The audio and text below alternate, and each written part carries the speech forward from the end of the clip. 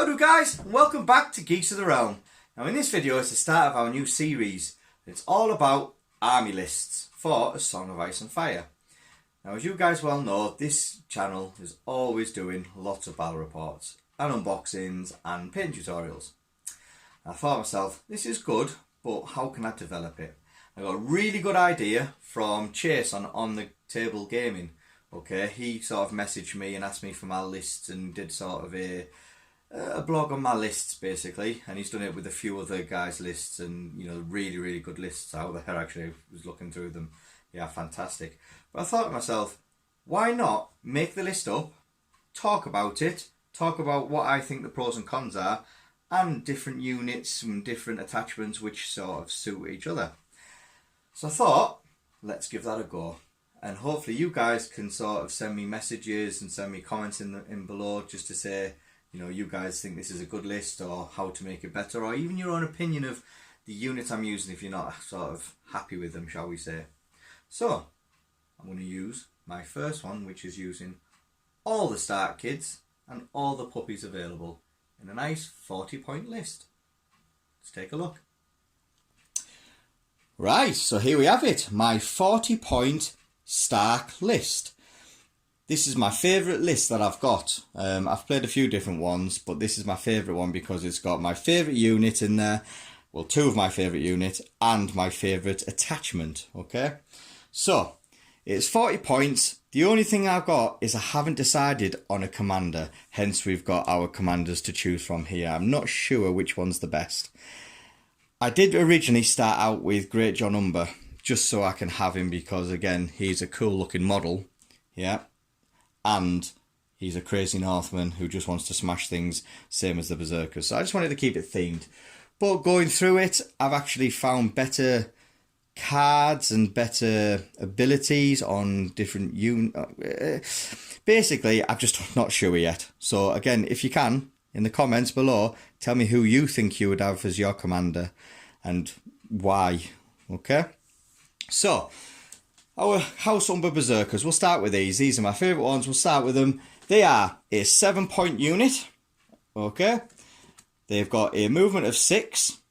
And the best thing about them is when they start losing people, they get Berserker Rage. They go absolutely crazy and get harder. So they start off with hitting you with 8 dice if they're full. Then it goes to 9. And then it goes to 10 if they're down to 1 rank. Which I think that ability is just insane. I love it. Just running up, getting smashed, and if we're still standing, we're going to hit you harder. I like it.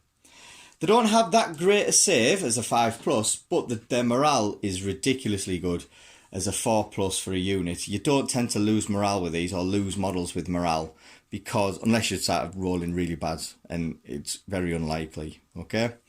So these guys, yes, when they're in a straight up fight, they're going to start losing people, but they want to because they get harder.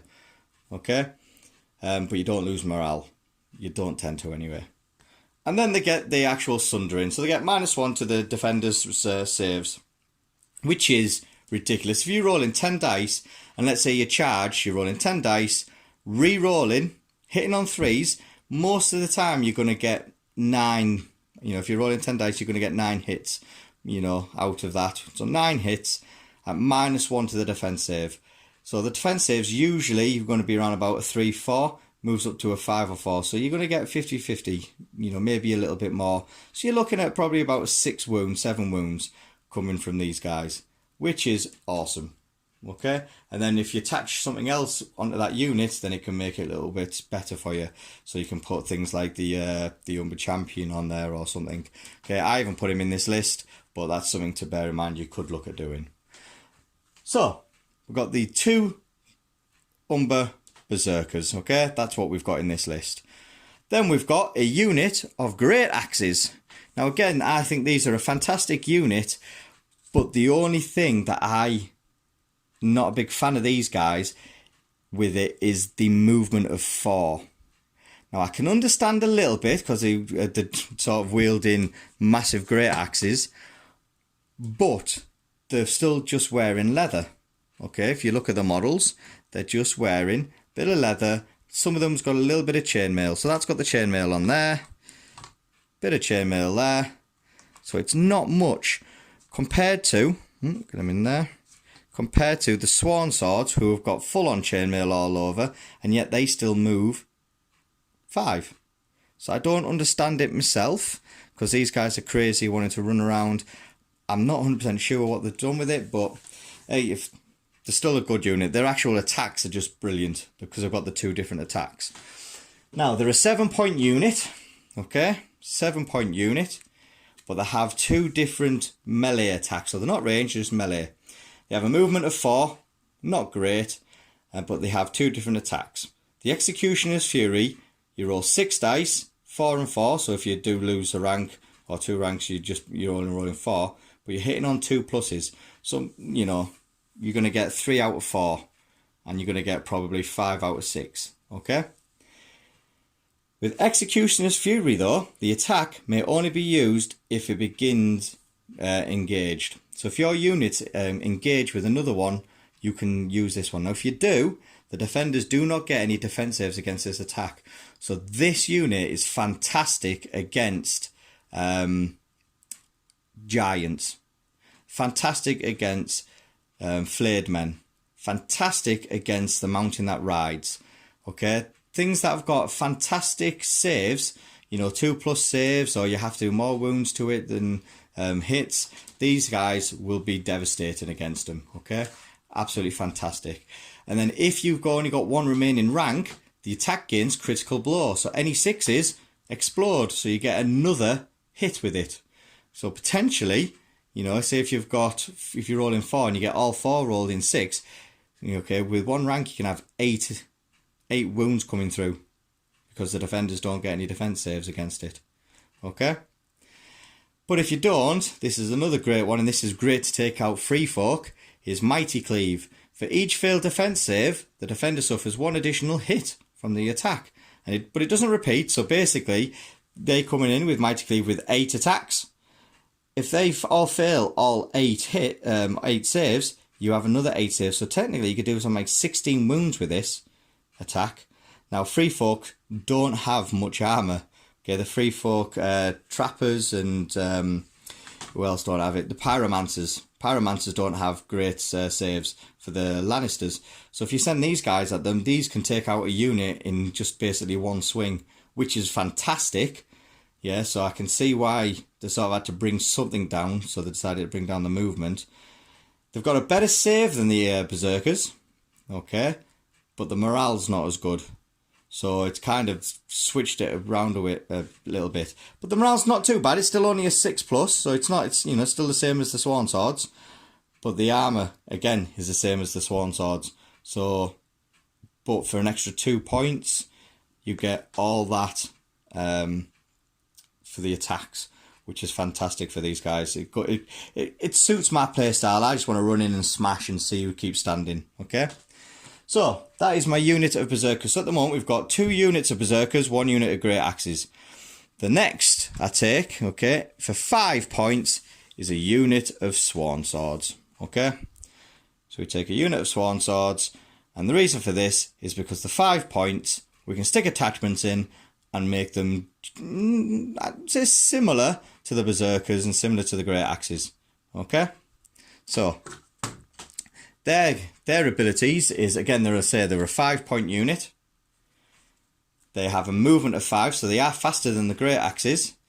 They have 8, 6 and 5 attacks, hitting on 4+, so they don't hit as well, okay? However, they do have a thing called Stark Fury, which means that before I roll any attack dice, if I decide to do it, then I get +1 to my hit, so I'm hitting on 3+ instead of 4, and I get critical blow, so any 6s give me another hit. But if I don't have 1 remaining rank, if I've got more than 1 remaining rank, I lose D3 wounds, basically. Okay, so it's a way of hurting myself to do more damage, which is not too bad. It kind of still plays into my style of just want to smash and see what happens. Okay, so that is my units. Now, with my attachments, I actually have all 3 my puppies. Okay, so we've got Summer, because I've got Bran and Hodor. I have got Grey Wind, because I have got Robb Stark. And I've got Shaggy Dog. Okay? I've got Shaggy Dog because I've got Rickon. And because I've got Rickon, let's drop him. Because I've got Rickon, I've got Osha. Okay? And again, these are all magnetised to go on. So, my favourite attachment in the entire game, okay, let's put this back properly. My favourite attachment in the entire game is Bran and Hodor. Now, Bran and Hodor is a 3-point attachment, okay? 3-point attachment, and because you've got Bran and Hodor, you can have Summer, okay? And we get, there we go, and we get these bits. So it's kind of 3 different abilities we get, because we get these 2, and we also get Summer's.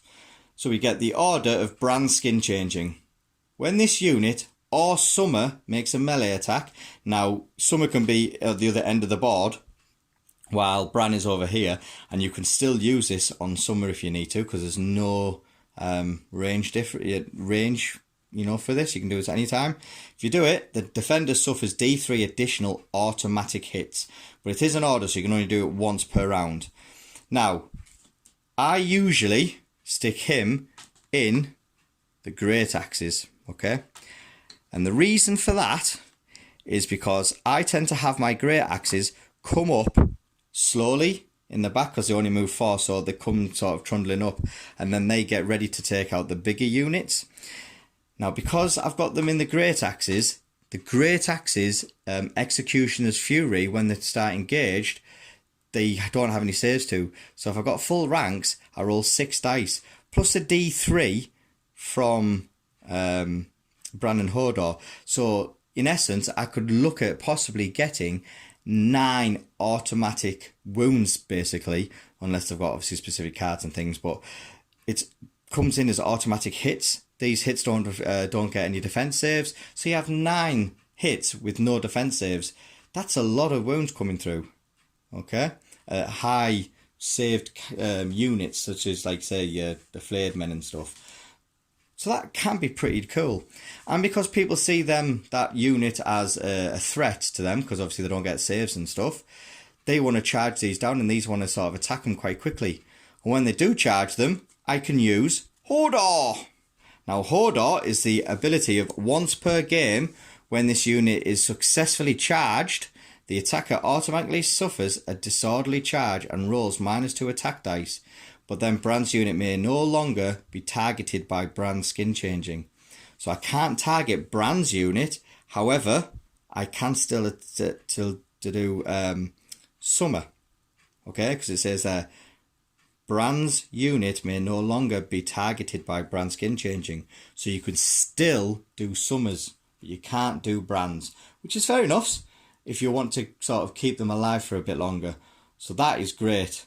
And you don't have to declare it while they're charging. You do it once they've made a successful charge. As it says there, when this unit is successfully charged. So as soon as they come in and you go, right, okay, you've got him, well done. Now I'm going to use this order, and you're now disorderly charged, and you roll -2 to your hit. So they're not re-rolling, and they have -2 to the rolls. So that'll keep that unit safe for a bit longer, which is why I like to stick it in them. People have said, now I have spoke to a lot of people, and people have said, why haven't I stuck Robb Stark in there? Because Robb's ability gives +1 to your movement. So now their movement comes up to 5, which is a bit more respectable. And they can pivot before marching, okay? So I thought, well, I can see why that is, but the survivability of them, maybe having that Bran and Hodor to give them a bit more of a scarier feel. People want to take them out, but they can't. It sort of swings and roundabouts, I would imagine. But let me know what you think in the comments. Okay? So that's where I tend to normally stick him. And then we get Summer. Now, Summer is a fantastic attachment as well that goes with Bran and Hodor, because it's a combat unit, so again gets to move on its activation, has its own activation. It gets to have a free move before it, a free maneuver, sorry, before it actually activates. So it can get round and do its little attack in the flank and in the rear. But the actual ability from Summer, okay, is this, Bran's Protector. So each time Bran Stark's unit is attacked, after the attack is completed, Summer may make 1 free attack or charge action targeting the attacker and rolls plus 2 dice. So instead of having 2 dice to hit, we now have 4 dice. If I haven't used the Bran and Hodor's skin changing ability, I can also stick in another D3 automatic hits. Okay, now it's hitting on 2s. You know, out of 4 dice, you're most likely going to get 4, but say you don't, say you might get 3. With another D3, that's 6 hits from a free attack. Okay, from a free attack. Now this is not an order, so if Summer kills that unit, or if that unit is killed, okay, or destroyed, and then Bran gets charged by another unit, and then another attacked it, Summer can still do that free attack again because it's on there. Okay, it's not a order, it's an ability. Wow, that is fantastic.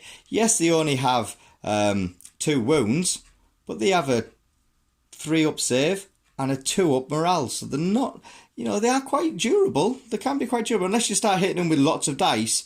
They can be quite durable, okay, and especially when you can heal them back up off from the tactics board, obviously. So my favourite unit and my favourite attachment with me dog. Okay. Then we have Robb Stark. Now Robb Stark, I like to stick in to a Berserker unit.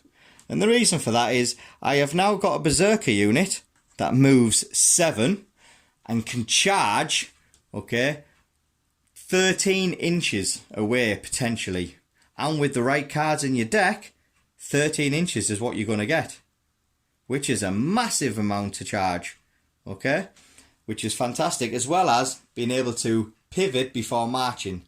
So these guys now can run across a board. If they do a march, they're going to be marching across the board 14 inches. That is huge. Okay, especially when you're playing on a 4x4 table. 14 inches, you're going to be getting over there quite quickly. Okay? So that's why I like to stick him in there. And then we have Grey Wind.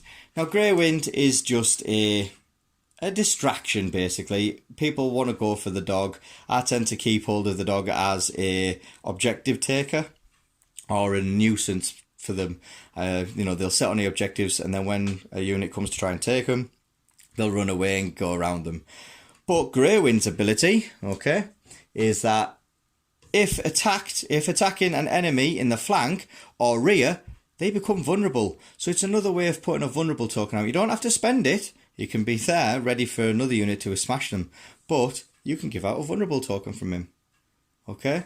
And again, because it's a monster and it's one of the dogs, you get to have a free maneuver before your turn. So again, having 3 things that can move technically 18 inches, okay, if you do a move and then a march, 18 inches, you can take objectives quite quickly, hold them for a couple of rounds and then run away. That's fantastic. Okay, so that's where I stick him in.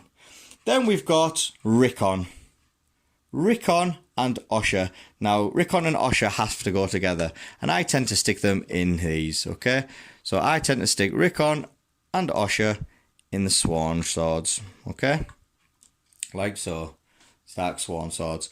And the reason for that is my Sworn Swords are kind of like just a unit that I just keep at the back, coming up slowly, ready to sort of do some fighting. There is another unit for me to activate, really. It's these that are going to do the damage that I send out quickly. He kind of just moves up at the back. But what I like about it, now Rickon, the only benefit he does is he gives you Shaggy Dog. That is the only benefit, okay? His card for Rickon is a 2-point attachment, and all he does is Vulnerable Captive. This model always is the last model destroyed from the unit, and when this unit is destroyed, your opponent gains +1 additional victory points. So all he does is he gives the opponent +1 victory points when you destroy the unit, okay? Which is a bit rubbish, really. But you get Osha and you get Shaggy Dog. Now Shaggy Dog, okay, his ability is Vicious. That is it. He has 2 attacks with Vicious. Okay, so it's -2 to their morale, which is pretty good, especially if you're going to attack in the flank as well, okay, or the rear. Yeah, if you go in the rear, that's -4 to their morale save, so they're going to be losing a lot more models through morale than they would be taking the damage. But you know, it's another distraction. But then you get Osha. Now Osha is free if you have Rickon. Okay, now you have to take Rickon to take Osha, and Osha has to go in the same unit as Rickon. Okay, now she has 2 things. The first one is called going down fighting. Each time a rank in this unit is destroyed, one enemy engaged with it suffers 1 wound. However, if you control the combat part of the tactics board, you deal D3 wounds instead. So it's always going to be 1, but potentially having 3 wounds each time you lose a rank. Okay, so technically you could look at possibly doing 6 wounds and then healing back up and doing it. Again, because it's not in order, it's each time.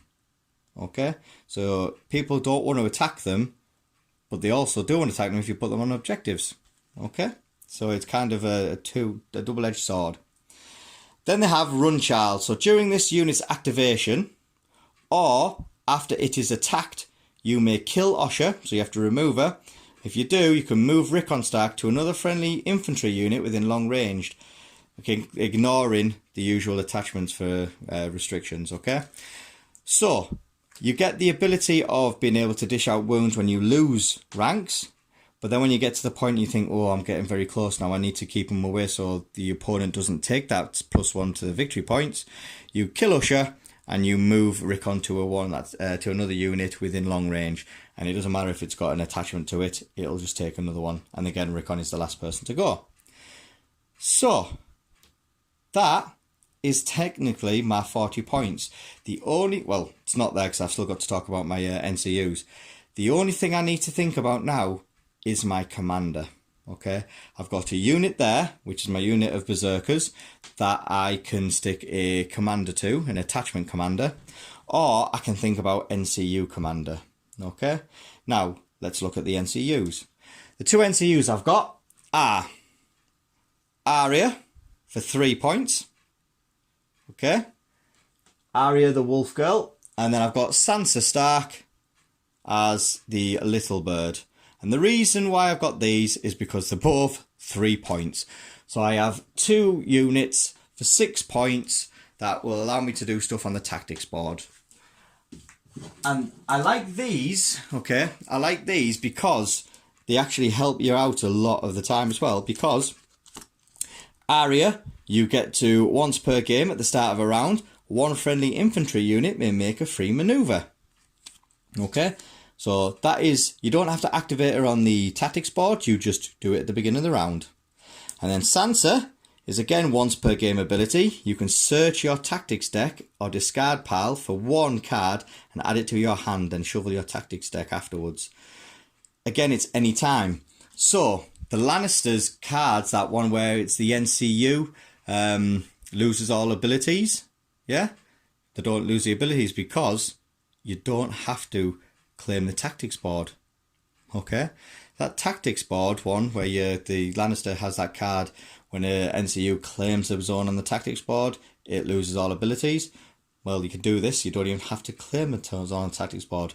You just do this from the start of the game or anytime you want. Okay, so that technically stops that card as well. Okay, now that is 6 points. So that's 3 points each. And it gives you another activation. Now with the tactics board, you can get a free attack. So you're going to get a free attack with these guys. Yeah, so you could technically have another free attack that's dishing out no save damage.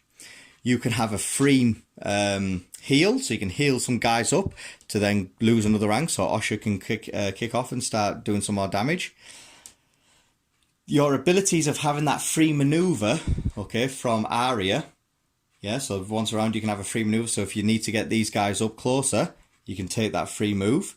Or you can take the free move from Arya and then place Arya on the free maneuver. So then you can technically have a sort of a massive, especially with these guys, you could move 7 plus another 7 plus 14. You're going to be moving, 28 inches up the board with these guys if you use Arya's ability and then Arya on the maneuver tactics board. These guys can fly up to the other end and start dishing out damage the next turn. That is insane. So that is pretty much my 40 points. The only thing I need to do is look at the commanders. Now, like I said, I normally take Great John Umber. Okay, Great John Umber, but his order is a little bit. It's okay, but the fact that you're taking damage on it again and you keep going, I think there's better ones out there, because his one is, as an order, when this unit makes a melee attack and before attack dice are rolled, the defender becomes panicked and vulnerable, but then I suffer D3 wounds, or that unit suffers D3 wounds. It's great for the panic and vulnerable, but you sometimes don't need it, because the way the actual the great axes or the Umber Berserkers hit, so it's kind of, here nor there really. I mean, don't get me wrong, I've loved it and I have used it, but there's better ones out there. It's the cards that that are making the way forward for me, I think, because when I stick Great John Umber, if I stick him into the Sworn Swords, okay, then all of my units, apart from the dogs, are all House Umber. So, this one is Last Stand. That unit may make one free melee attack. After basically, when a friendly unit is destroyed, that unit may make one free melee attack using its highest attack value before being removed. So again, it basically says Last Stand. They're going to kick off, they're going to roll up, do it on the Berserkers, they do 10 attack dice, and because they're a House Umber unit, the defender becomes vulnerable. So you could possibly take that unit out with you. So it's kind of like a suicide pact, basically. Let's go and smash them and see what happens. Then we have Berserker Tactics. When a friendly unit makes a melee attack and after the attack dice are rolled, the defender suffers D3 wounds. So that takes out giants again. Okay? So you could use great axes. Yeah, dish out some wounds, and the giants only got maybe 1 or 2 wounds left. You play this, the defender suffers D3 wounds. Then, after the attack is completed, unless this unit only has 1 remaining rank, it suffers that many wounds as well. Because it's a House Umber unit, you deal 3 wounds instead of rolling. So it's an automatic with these guys, it's an automatic 3 wounds. Yeah, and I will be taking 3 wounds unless I've got 1 rank left. So it's a sort of a card that can one-shot, wolves, and if you've got like the mountain that rides or giants who are down to a couple of wounds left and you can't really do it, you play this tactics card and it kills them outright. It's fantastic. So Berserker Tactics. And then you've got Lash Out. So after a friendly unit is attacked with melee, if this unit has 1 destroyed rank, deal the attacker D3 wounds. If it has 2 destroyed ranks, deal D3 plus 2 wounds. Instead, if it's a House Umber, it automatically counts as rolling a 3. So technically, you could be making 5 wounds if it's got 2 destroyed ranks. So if it's got one rank left, play this, you can dish out 5 wounds. So again, that is a killer of giants. Okay? So, the cards are fantastic, especially the type of player that I am and the way I play my armies. I tend to run, smash. Yeah? Them cards are perfect, so that's why I took Great John Umber. However, I could push this list to a 10 activation list by taking Howland Reed. Now, the only problem of taking Howland Reed, I have no Cranman units at all. So no Cranog units at all, okay? The only benefits I'm going to get are the first bits. So, his ability is -1 to hit the unit, okay? Which is great, especially if somebody's attacking the Berserkers, because the Berserkers don't want to get hit with a lot of dice because they don't have that much armor save. So that's good to help them, okay? But these other ones are all to do with manipulating other units or enemy units. And if you are Cranamang units, then you can dish out extra stuff as well. So, Cranag Traps, the enemy suffers -2 to their movement. this activation. So again, it's a way of they saying they're going to come and charge you. You can play about with their dice roll because you've got -2 to their movement. If you were in long range of a Cranamang unit, which you're not because we've got none, they also become weakened. So that would have helped, but no, with no Cranamang, that's why I'm debating whether to use it or not. Next one is when an enemy combat unit activates, the enemy suffers D3+2 automatic hits. So this is automatic hits, okay, where they get saves from it, okay? Not anything else because there's no Cranamang units for it, where they take basically -1 to their saves. There's no Cranamang units in mine. Then they get the threat unseen. The threat unseen, when a damaged enemy unit activates, the enemy must make a panic test and suffer -1 to their roll per destroyed rank. So it's just another way of taking damage to them. But for me, I think this is one of the... If I fancied a 10 activation army in a 40-point game, yeah, I'd look at taking him. But the cards are not up to scratch for my playstyle. Okay? Not at all. Okay, so the next one I could consider is Eddard Stark himself. Now, Eddard Stark, okay, I would have to stick him into a unit. So I would stick him into a Berserker unit.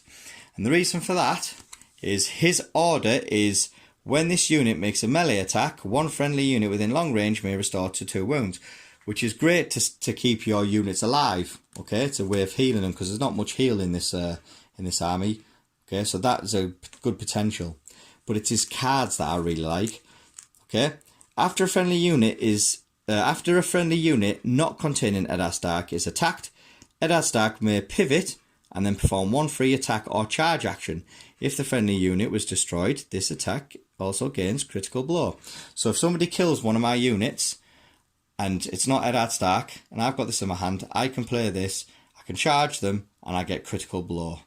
Now, that is fantastic for getting free attacks, which is all what I want to get. Free hits, free smashes.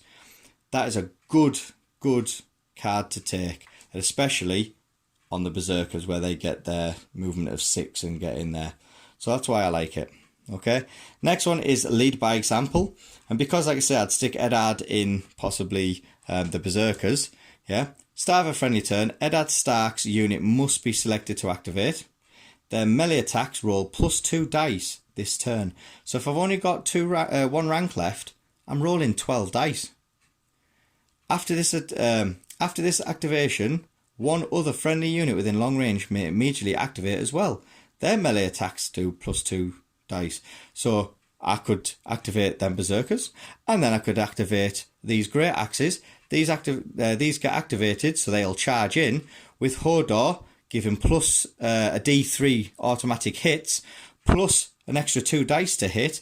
Okay, with their 8 attacks anyway, you could possibly doing 13 attacks, where every failed save they have another save.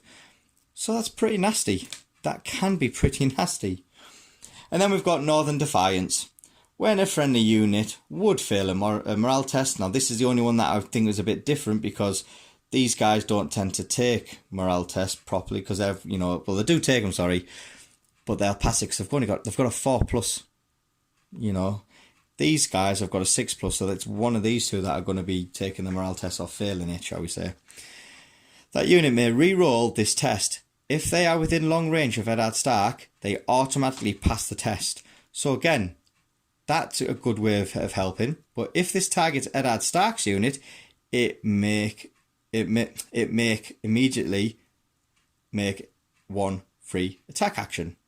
So if I did fail with the Berserkers with Eddard Stark in there, for some reason, I've got maybe Cersei on there and, some vicious hitting it, so I'm actually now on to a 8+ instead of a 4+, and I do fail it, I can do this, okay, I automatically pass, and I can make a free attack, okay, which is pretty cool. So I think when I'm obviously looking at this and talking about it, I think Eddard is the next one I'm going to try out. Okay, I haven't actually tried him in this list yet. It's just something I'm sort of bearing in mind. So I'm going to look at sort of playing Eddard just to see how it goes and try and sort of keep that synergy with it. But there we go. The next one is Robb Stark. Now, if I took Robb Stark as my commander, it would leave me 3 points. If it leaves me 3 points, I can stick a unit in that or attachment. The attachment I would probably look at would either be Syrio Forel, -1 to hit as an order on that unit, because it needs they want to be able to sort of keep their opponents from attacking them or rolling lots of dice at them or getting lots of hits through, so they want to stop that. So Syrio Forel, and because I've got Arya Stark, I can have Syrio Forel. Or I would stick in, because the new change to the card, I would look at sticking in maybe a Umber champion in there because of the new changes to it. Again, if you don't know the changes, check it out. The War Council's got it, and also if you look at the Zemon's website, they'll tell you in there, and obviously Facebook's got it. But basically, it's come up with you can start doing some mad stuff basically with the Umber Berserker. I can't remember exactly. I did have it, but I can't remember exactly. What I'll do is I'll put it in the description below, okay, for you guys to read through. But that's another unit I'm going to stick in, or possibly try it out. The only problem is Robb Stark's is not really my type of playstyle. It's all about hitting and moving back and hitting and running away. I don't tend to run. I want to just keep there and fight. So, Robb Stark's ability, though, is basically the enemy suffers a disorderly charge. So it's a way of keeping, your guys safer, shall we say. And then we got these cards. So, superior positioning, hit and run, and tactical regroup. When an enemy unit charges, the enemy must roll an additional charge dice and select the lowest. If they're targeting Robb Stark's unit, the unit may make a 3-3 inch maneuver before that enemy moves. So again, you're moving away from the enemy, and then you can sort of charge in afterwards. So it's okay. I prefer Eddard's than this one, but there we go. The next one is hit and run. After a friendly unit completes a melee attack, the unit may make 1 free retreat action and automatically count as rolling a 6 for their retreat. If I do control the maneuver part of the tactics board, the enemies they disengage with becomes weakened. It's a good way of messing about with your opponent, but it's that I just don't feel right with retreating away from people. I know tactically you should, and you should consider it. It's just not in my blood. It annoys me if I do that. And then the next one is the tactical regroup. When a friendly combat unit activates, that unit may make a free retreat action and restore up to D3 wounds. If that unit is within long range of Robb Stark, any enemies they disengage with also become vulnerable. So it's a good way of, if I'm engaged with somebody, I can play this, retreat, and then charge back in. Okay? So it's a good way of keeping, so for moving about and, keeping yourself maneuverability for it, he is fantastic. But it's just not my playstyle. That's, my playstyle's not that way. The next one then to consider is Bran Tully. Now he was the one who I was thinking to use as a more regular one, just because of his cards. But his ability is an affiliate of his House Tully unit. So again, looking at it, I would probably stick him. I don't know. I would probably stick him in the Swan Swords and change out Osha and Rickon into a Berserker unit, because the Berserkers are going to lose ranks quickly, and then I can try healing them back up, and then Osha's going to start dealing out wounds quite quickly. So I'm thinking that could be a way forward, because the reason why I'm sticking him in that unit is because of Stalwart. This unit gives +2 morale tests to the rolls, morale test rolls. So their normal 6+, technically goes down to a 4+. I know it doesn't, because the morale stats don't actually change, but you're getting an extra +2 to it, so it almost goes down to a 4+, which is a good. So that's a 4+, 4+, 4+, and then a 6+. So it's something to consider. But then each time this unit passes a morale test, it may restore 1 wound. So it's a good way of keeping them. Now their shields, they've got a 4-up save, and then they could potentially be restoring 1 wound at a time, because every time they pass a morale test, and it's not in order, it's each time. So that's good. So, his cards, which is why I was going to play him, are pretty cool. First one, when this unit is attacked with melee and after attack dice are rolled, this unit gains +1 to defense rolls for the attack. Fantastic. If it is a House Tully unit, they automatically pass the panic test for this attack as well. Okay? So, fantastic. Yep. So the panic test passed and their defense rolls have come better if I do it on them. So now they're a 3+ save. Even better. And because they've passed the panic test, they get restore 1 wound. Tully Valor. Pretty cool. This is one I really like. The set for charge. When a friendly unengaged unit is charged from the front, the unit may make 1 attack action against that enemy before they resolve their charge attack. If it was a House Tully unit, the also becomes weakened. So, it's basically like the halberdiers for the Lannisters. Yeah, you charge me, I do my attacks first, weaken you down so you've only got so many dice to roll.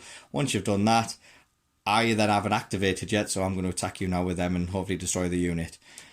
I love that card. Okay? So the next one is Refuse to Yield. When a friendly unit passes a morale test, restore up to 2 wounds to that unit. If it's a House Tully, it's D3+1. These guys don't tend to fail morale tests, so that will come off quite regularly and I can restore 2 wounds. So it's another way of healing these guys up. But if I do it on this unit where I've stuck Brundon, then I get D3+1, which again helps me out. So that's why I thought Brundon would be a good shout. Between Eddard and Brundon, I am not sure which one it is, okay? And which one to choose. I might try them both and see how it goes. Okay, the last commander I could choose from, okay, is Roderick Cassel. Now, Roderick Cassel is a bit more of a fighting tactical genius, okay? He's the master at arms, okay? So, his ability is an order. When this unit makes a melee attack and after attack dice are rolled, the defender becomes vulnerable. And then he's got another one which is not an order, so he can use it all the time.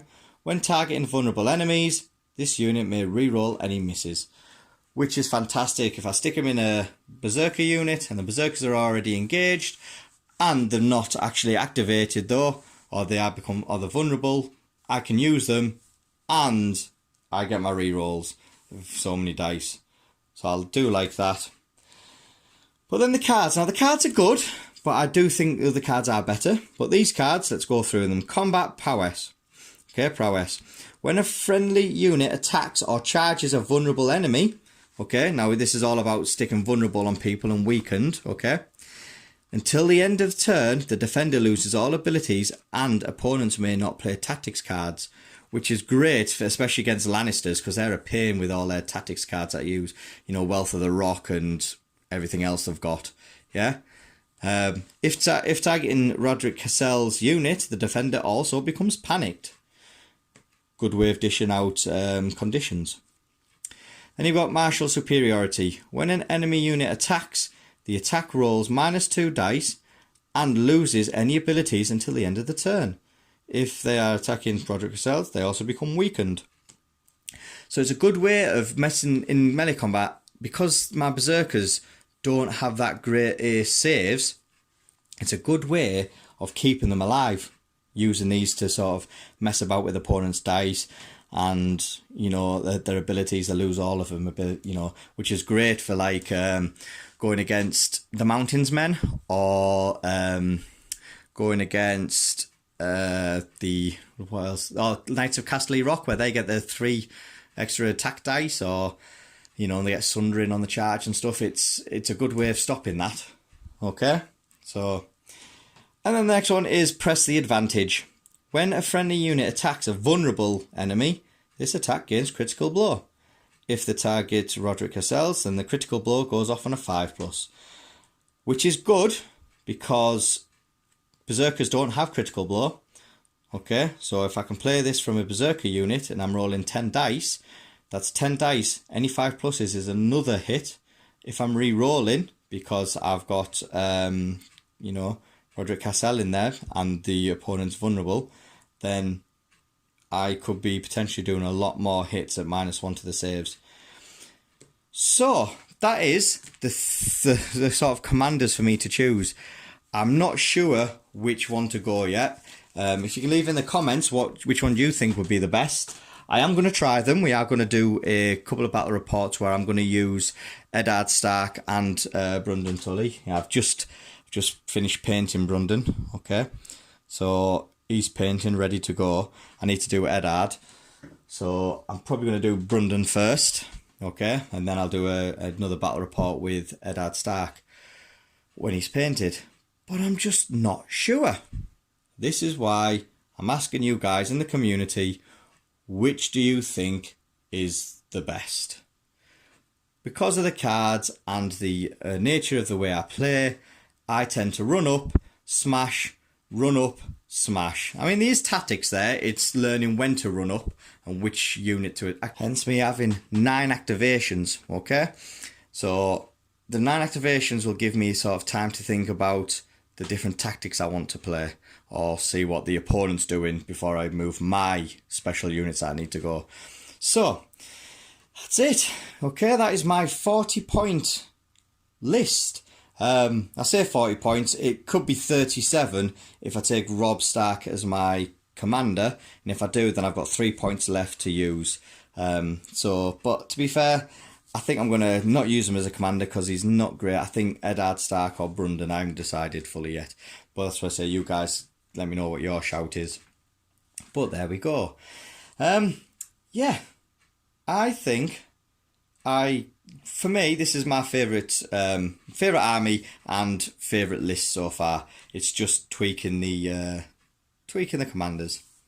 Now, if you sort of follow YouTube a lot of the Song of Ice and Fire community, you know, or you're on the Ice and Fire community Facebook pages or anything like that, then you'll know there's a YouTuber out there, a YouTube channel called On the Table Gaming, which I really recommend, guys. Fantastic content.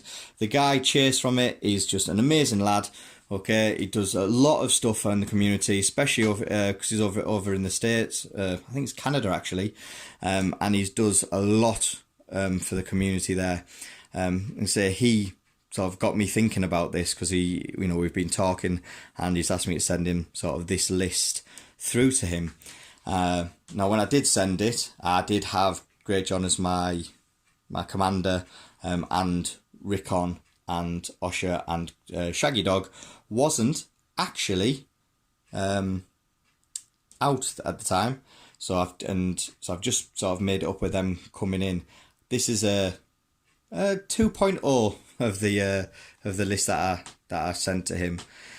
So yeah, definitely check it out. On the Table Gaming, fantastic guy, fantastic content, all about different tactics and when free folk is and sort of the new releases. Please check it out. And again, if there's anything you sort of disagree with what I'm saying here, or anything you want to look at, or want me to sort of review why I've got this, why I'm doing that, why do I think these are better, okay, then please send me a message. Leave messages in the comments. I always reply, and I'll give, this is, like I say, this is my own opinion. I've played this game quite a lot now, and I kind of seen which go best, which units go best. Like I say, with Hodor, I think he goes best in the Great Axes for the extra hits and stops people from charging them and doing a lot of damage to them. So again, it's, for me, I think that's the best place to put him. Okay, but there we go. Let me know what you think. If you like this video, we are going to do a lot more videos like this. I'm going to bring out different units. So instead of doing maybe full-on lists, I might do a unit and then say what attachments are best with this unit. There will be other lists coming out, but I think I'm going to do another series of unit and attachments which go where. And just let me know what you think. Please subscribe and click on the notification for when I do release some more more contents. I have been in talks with a friend of mine who's very good with sound and lighting and cameras, so hopefully very soon you will see a better quality video and better quality sort of lighting, so when I do the painting tutorials you'll be able to see it a lot better. But for now, what I'm going to do is I'm going to take pictures of all these stuff that I've painted, and then let me know what you think. Right guys, I will see you in the future. Bye for now.